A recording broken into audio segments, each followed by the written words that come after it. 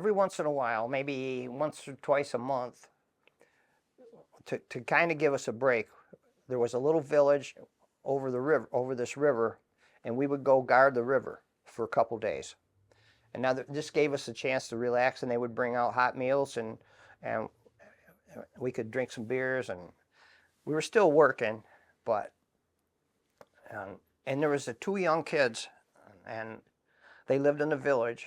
I don't know what they were, maybe 10, 12, but I befriended them, they befriended me, and I gave them sea rations. I gave them the candy out of my sea rations, but they were delightful. They wanted to learn English, and we sort of adopted each other, you know. And we used to swim. We'd dive off the bridge, and as soon as when the helicopters landed, I'd come out, and they'd come running down to the village and find me. Blue, here's Blue, here's Blue, and swim and stuff, and I'd buy them stuff and give them stuff, and sea rations for their family. And I actually did some business with their mother and father, who had the side note, they had a little store there, or a little shack. But anyway, one time I came and I'd see them, and then we would dive off the bridge together.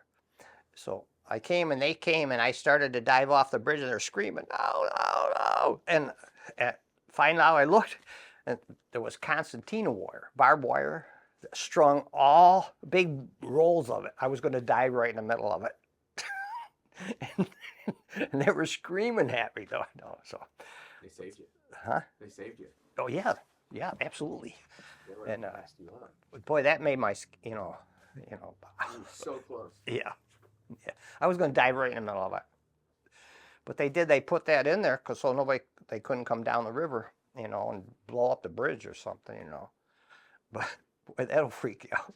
Yeah, well, I've got a picture of an old Arvin, popular forces. Each village would have a few people that guard their village, usually old guys, and they give them these old little carbines. So I'm watching the guy, he's shooting fish, you know. You wait, and so I said, watch this. I'll get some fish for you. So I took a grenade and threw it in there. It stunned. All these fish rise up, and that's when we were staying at that bridge. So these scooping the fish out. Oh, I got to tell you, while we're at that bridge, speak animals. These popular forces, there was a few guys that would guard the bridge too, and they'd eat, and usually make rice. Maybe I'd bring them some tuna fish, or we'd take sea rations and mix up and eat. So one day, there's a dead dog coming down the river. So they pulled it out. And this thing been in there a long time. Most of the hair was off, and it was stiff as a board, you know. And they slit it open, and they took the guts out, and the guts were like dried up like sawdust or something. They skinned that thing, and they cooked it up. And they couldn't wait. They're waiting over, boy, they're just like drooling, you know. And hey, number one, chop, number one, you want? No, no. I never ate with them again. Jeez. Number one, chop, no.